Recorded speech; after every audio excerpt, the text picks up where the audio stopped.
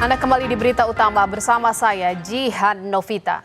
Saudara, jaminan keamanan dan kesejahteraan seharusnya menjadi tameng negara bagi para hakim saat menjalankan kekuasaan kehakiman.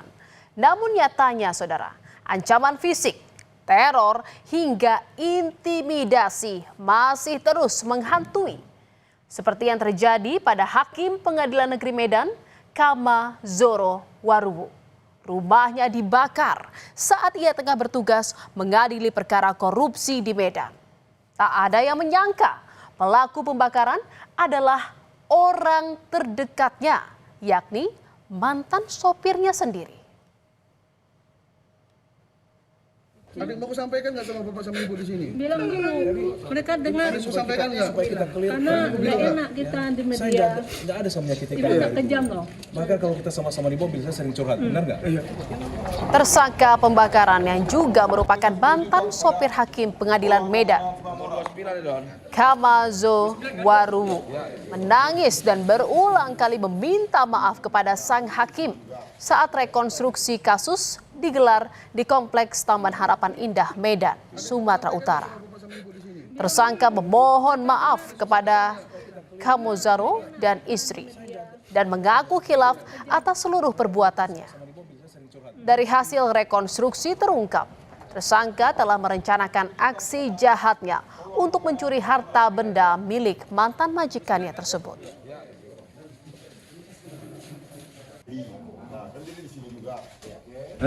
Hilang Pak sebagai manusia Pak. Iya makanya, saya udah ampuni kamu, tapi kasihan anakmu. Iya Pak. Ya. Sampaikan, terakhir yang mau sampaikan kepada Bapak Ibu, yang mau sampaikan. Ada yang mau disampaikan nggak? Nanti aja. Bertobat lagi ya. Ya, ingat. Saudara, aksi pembakaran ini terjadi pada 4 November 2025 lalu. Hakim PN Medan, Kama Zoro Waruwu, mendapatkan informasi rumahnya di Komplek Taman Harapan Indah Kota Medan terbakar saat dirinya tengah memimpin sidang. Saat api mulai terlihat, warga langsung menghubungi dirinya. Ia sempat merasa syok dan saat pulang ia mendapati rumahnya tinggal puing. Rumah korban terbakar pada Selasa 4 November pukul 11 siang, saudara. Kebakaran terjadi saat rumah korban dalam kondisi kosong. Dan belakangan diketahui tersangka yang merupakan mantan sopir korban telah merencanakan pembakaran ini. Saat tahu rumah dalam kondisi kosong, ia pun langsung beraksi, mengambil barang berharga dan membakar rumah untuk menghilangkan jejak.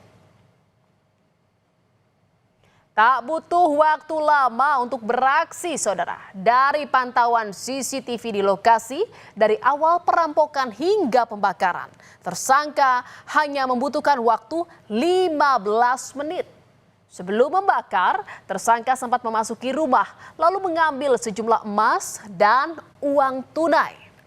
Akibat kebakaran tersebut, sejumlah dokumen penting yang dimiliki korban hangus terbakar. Dan saudara, terbakarnya rumah Hakim Pengadilan Medan ini sempat menjadi bola panas karena Hakim Kama Zoro tengah mengadili beberapa kasus di Pengadilan Negeri Medan. Sebelum rumahnya dibakar, ternyata korban juga sering mendapat teror, saudara.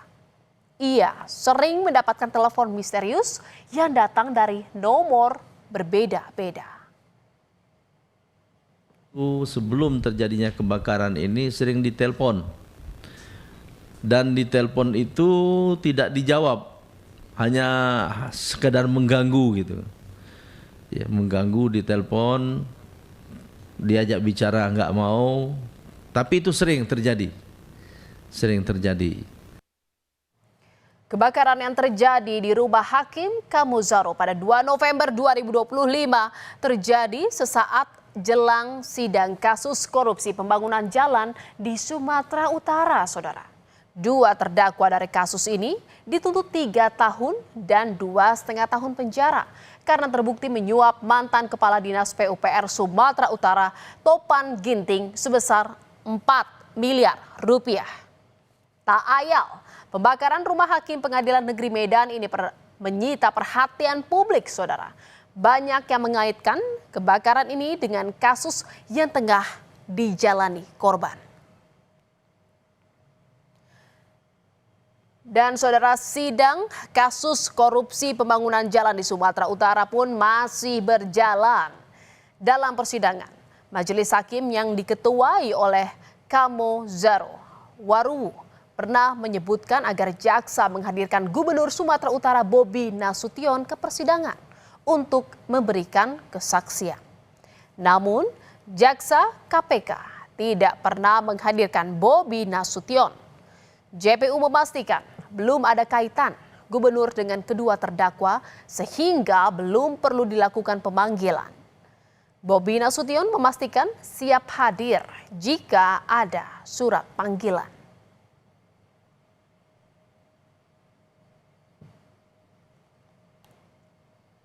Seperti yang di persidangan, memang kita menunggu dari ternyata memang tidak ada kaitan kata majelis hakim sehingga belum perlu dilakukan.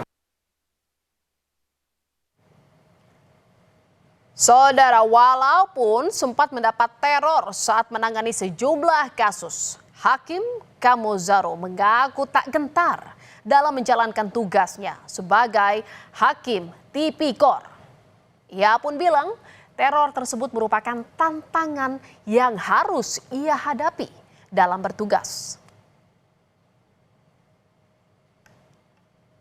Saya tidak pernah mundur dalam menjalankan tugas dengan segala tantangan yang ada, dengan apa yang terjadi pada kami hari ini.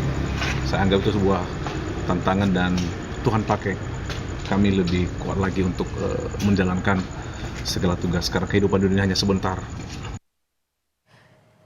Menanggapi terbakarnya rumah hakim Pengadilan Negeri Medan, Kamo Zaro Waruwu, Gubernur Sumatera Utara Bobi Nasution berharap kasus pembakaran ini diusut tuntas. Kamo Zaro merupakan hakim ketua yang menangani kasus dugaan korupsi pembangunan jalan di Sumatera Utara yang menyeret anak buah Bobi Nasution, mantan Kepala Dinas PUPR Sumatera Utara, Topan Ginting.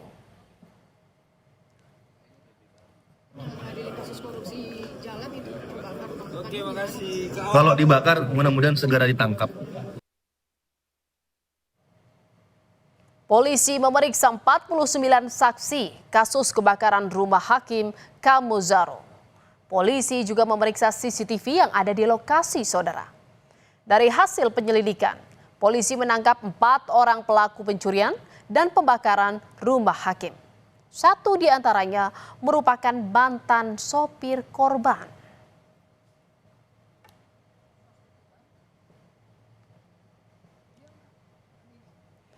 Empat orang ditetapkan sebagai tersangka dalam kasus pembakaran rumah hakim Pengadilan Negeri Sumatera Utara Kamo Zaro Waruwu. Otak dari pembakaran ini adalah Fahrul Aziz Siregar yang merupakan mantan sopir sang hakim. Polisi menyebut motif pelaku melakukan pembakaran lantaran sakit hati dan dendam dengan korban. Sudah diakui oleh tersangka maupun saksi dan disaksikan oleh JPU. Kita tadi mendengar ada sakit hati dan segala macam, itu bagaimana? Ya itu kan tidak masuk dalam ranah itu pribadi. Itu dikatakan tersangka sebagai motif dia beraksi. Saudara, jaminan keamanan bagi hakim pada saat menjalankan tugas di ruang sidang maupun pada saat berada di luar pengadilan harus dijamin negara. Jaminan keamanan bagi para hakim harusnya menjadi prioritas, saudara. Jaminan keamanan ini harus dilaksanakan secara nyata untuk mewujudkan independensi peradilan agar bebas dari pengaruh pihak lain termasuk intervensi dari pemegang kekuasaan ataupun pihak-pihak berkepentingan.